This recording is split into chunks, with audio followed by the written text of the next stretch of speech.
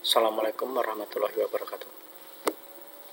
Peserta didik kelas 12 IPS yang berbahagia, kita berjumpa kembali dalam proses pembelajaran sejarah peminatan kelas 12. Pada intinya kita melanjutkan materi pembelajaran sebelumnya. Dalam kesempatan ini kita mengingatkan, silakan Anda tetap di rumah, jaga kesehatan, jaga fisik Anda. Dalam kesempatan ini kita akan membahas tentang respon dari dunia internasional terhadap proklamasi kemerdekaan Indonesia. Dalam hal ini kita akan menitik beratkan pada materi India dan Australia. Untuk kompetensi dasar, yaitu siswa diharapkan dapat menganalisis secara kritis respon internasional terhadap proklamasi kemerdekaan Indonesia. Adapun tujuan pembelajaran ada dua. Yang pertama yaitu mengidentifikasi secara kritis respon negara India dan Australia terhadap proklamasi kemerdekaan Indonesia. Yang kedua yaitu menganalisis peran aktif India dan Australia setelah proklamasi Indonesia. Sehingga materi pokok kita mendasarkan pada respon kedua negara, yaitu India dan Australia terhadap proklamasi kemerdekaan Indonesia. Sebagai kelanjutan dari materi sebelumnya, nanti kita akan membahas dua negara yang cukup berperan. Anda amati, di sini ada gambar bendera nasional dari kedua negara. Dari kedua gambar tersebut silahkan nanti Anda coba pahami, Anda perdalam dengan browsing sumber yang ada di internet. Kita lihat dulu yang pertama, yaitu negara India. Pada dasarnya Indonesia dengan India telah memiliki sejarah hubungan historis yang sangat panjang. Ini terkait dengan penyebaran Hindu-Buddha sejak awal abad pertama Masehi sampai nanti sekitar abad ke-15 Masehi. Nah, setelah ada proses sejarah masuknya Islam, ada kaitannya juga dengan India. Kemudian masuk pada zaman kolonial dan seterusnya. Nah, memasuki abad ke-20, terutama setelah masa Perang Dunia Kedua itu berakhir, maka pada saat itu terjadi proklamasi kemerdekaan Indonesia. Pada tanggal 18 Mei 1946, India menjadi salah satu negara penting yang turut andil dalam mendukung kedaulatan dan kemerdekaan Indonesia. Nah, dukungan nyata ini akan nampak jelas setelah India mengumumkan kedaulatannya sendiri pada tanggal 15 Agustus 1947. Hampir 2 tahun setelah Indonesia merdeka.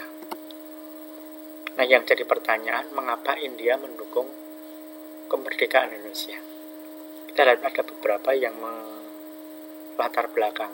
Yang pertama, yaitu kesamaan nasib sebagai bangsa yang pernah dijajah. Indonesia pernah dijajah oleh Belanda, sementara India pernah dijajah oleh Inggris. Kemudian yang kedua pimpinan negara memiliki hubungan yang sangat erat, yaitu sejak masa pergerakan nasional. Dan yang ketiga, memiliki tingkat perkembangan kebudayaan yang sama. Kemudian yang keempat, memiliki atau orang mengatakan kebetulan memiliki mata uang yang mirip atau memiliki arti yang hampir sama. India mata uangnya rupiah, sementara mata uang kita atau Indonesia adalah rupiah. Dan yang kelima, memiliki kekayaan yang hampir sama, yaitu berupa rempah-rempah. Nah, hubungan erat antara Indonesia dengan India nanti setelah proklamasi kemerdekaan, kita mengenal apa yang disebut dengan politik beras atau Indian rice, di mana pada tahun 46 pemerintah dan rakyat India itu mengalami bahaya kelaparan yang cukup berat, karena di India mengalami masa kemarau yang cukup panjang sehingga banyak tanaman padi yang gagal panen. Nah, dalam hal ini pemerintah Indonesia yang saat itu baru berdiri menawarkan bantuan berupa padi sejumlah 500.000 ton. Itu sesuatu yang jumlahnya cukup besar. Nah, perjanjian bantuan Indonesia ini kemudian ditindaklanjuti oleh Perdana Menteri Syahrir dan KL Punjabi yang kebetulan itu wakil pemerintah India pada tanggal 18 Mei 1946. Kesepakatan ini pada intinya adalah barter antara Indonesia dengan India.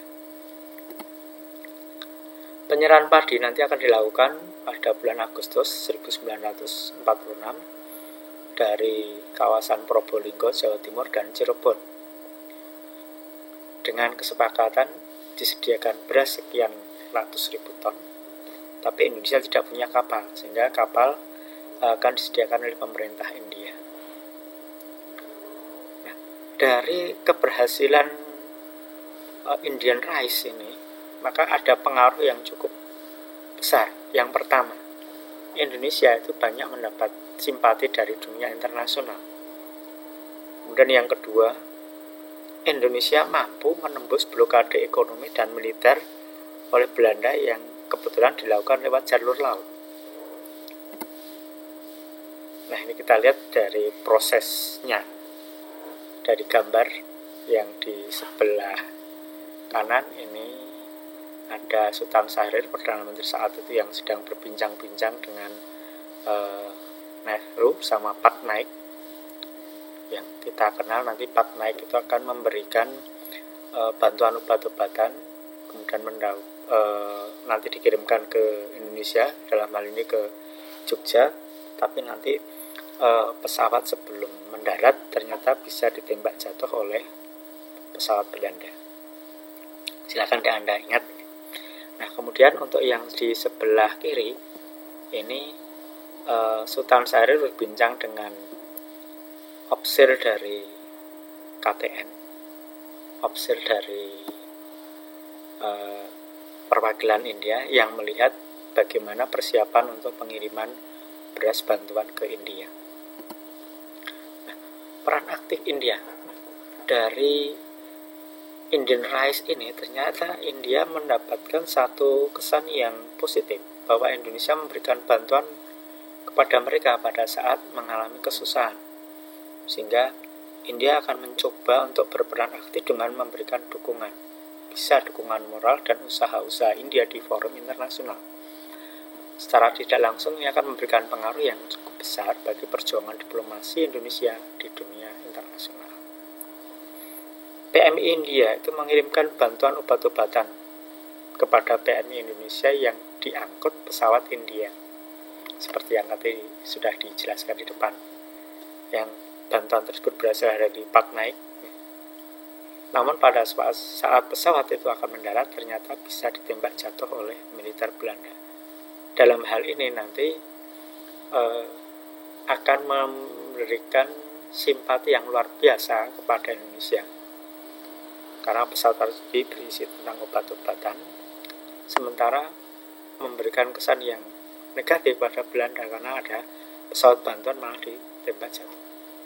Nah, India juga berusaha membentuk opini masyarakat internasional terhadap apa yang berlangsung di Indonesia dengan mengadakan konferensi inter-Asia yang silakan Anda ingat kembali pada proses pembelajaran sebelumnya.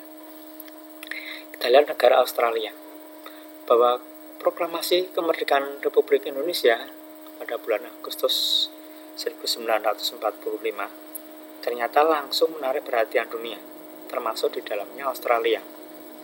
Australia yang pada saat itu bersekutu dengan Belanda harus membuat kebijakan baru soal hubungannya dengan Indonesia, karena secara geografis itu bersebelah. Sebelumnya Australia hanya mengutamakan hubungan politik dan ekonomi dengan Inggris. Nah, kita lihat dari respon Australia terhadap kemerdekaan Indonesia sendiri. Ada beberapa tokoh nasionalis Indonesia dalam hal ini yang sedang berada di Australia mencoba melobi pemerintah Australia untuk memberi dukungan terhadap kemerdekaan itu, sehingga pihak Australia nanti terutama dari kaum buruh menunjukkan solidaritasnya, di mana sekitar 4.000 pekerja pelabuhan itu bekerja sama dengan pelaut Indonesia melancarkan aksi pemogokan massal dengan menolak segala bongkar muat kapal Belanda yang membawa persenjataan milik Belanda yang nanti hendak bertolak menuju ke Indonesia. Di tahun 1945, Perdana Menteri Syahrir saat itu pernah memberikan pidato yang disampaikan kepada warga Australia, di mana Syahrir menyatakan Australia itu sebagai teman, sebagai sahabat, di mana merujuk pada pengalaman kedua wilayah dalam Perang Pasifik melawan Jepang. Syahrir mengakui kesuksesan Australia dengan membuat pasukan Jepang mundur dalam perang tersebut. Dalam pidatonya juga, Syahrir juga berjanji bahwa Indonesia yang merdeka akan selalu membantu membela kedaulatan Australia. Ini satu modal yang cukup berharga untuk diperjuangkan. Kemudian ada peristiwa Black Armada, di mana secara geografis Indonesia sangat dekat dengan Australia. Hal ini mendorong Australia ikut terlibat dalam menyuarakan dukungan kemerdekaan Indonesia. Dukungan tersebut akan muncul dalam bentuk peristiwa Black Armada yang berlangsung pada 24 September 1945, sesaat setelah Afney mendarat di Jakarta. Pada saat itu terjadi boikot besar-besaran terhadap kapal milik Belanda di pelabuhan Brisbane, Sydney, Melbourne, dan Fremantle yang membawa persenjataan Belanda menuju ke Indonesia. Silakan Anda amati gambar di sebelahnya. Nah, kejadian ini didukung oleh Partai Buruh Australia yang saat itu menguasai pemerintahan. Sehingga apa akibatnya? Akibat yang muncul adalah ada 400 kapal milik Belanda yang berlabuh di Australia ternyata tidak bisa melanjutkan perjalanan ke Indonesia. Sehingga diikuti juga dengan para pekerja pelabuhan itu menggelar aksi dengan memasang panduk yang bertuliskan Hands Off Indonesia. Jadi mereka menolak untuk ke Indonesia. Nah, peran aktif Australia nampak nanti ada 4. Yang pertama, memfasilitasi kembalinya 1.400 tawanan perang Belanda asal Indonesia ke tanah air. Dan yang kedua, duduk dalam komite PBB, yaitu Dewan Keamanan, yang mendesak agar kemerdekaan Indonesia segera diakui. 3, menjadi wakil Indonesia yang duduk dalam KTN sebagai mediator. Sementara yang keempat, Partai Buruh Australia melakukan berbagai cara untuk mendukung kemerdekaan Indonesia. Ini konferensi Inter-Asia yang sudah kita bahas di pertemuan yang sebelumnya. Dari materi ini bisa kita simpulkan, yang pertama, India yang memiliki hubungan yang sangat panjang dari aspek historis, itu memberikan pengakuan kemerdekaan dan kedaulatan kepada Indonesia. Yang kedua, India memberikan dukungan aktif dan peran aktif dengan bantuan moral dan politik dalam diplomasi internasional. Sementara yang ketiga, Australia memberikan dukungan kemerdekaan Indonesia atas dasar faktor kedekatan geografis. Dan yang keempat, Australia memberikan dukungan kuat melalui forum PBB dan menjadi mediator dalam badan KTN. Nah, untuk memperdalam materi tersebut, silahkan Anda membaca sumber yang sudah kita cantumkan tersebut.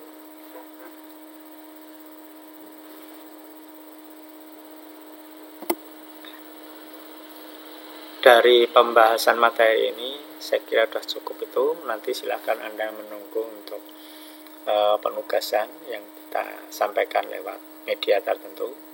Terima kasih atas perhatiannya.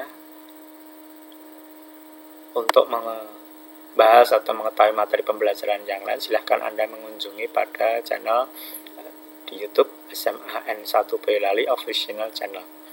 Ada kurang lebihnya mohon maaf. Tetap jaga kesehatan. Jangan sering bepergian keluar rumah. Akhirul kalam, billahi taufiq wal hidayah. Wassalamualaikum warahmatullahi wabarakatuh.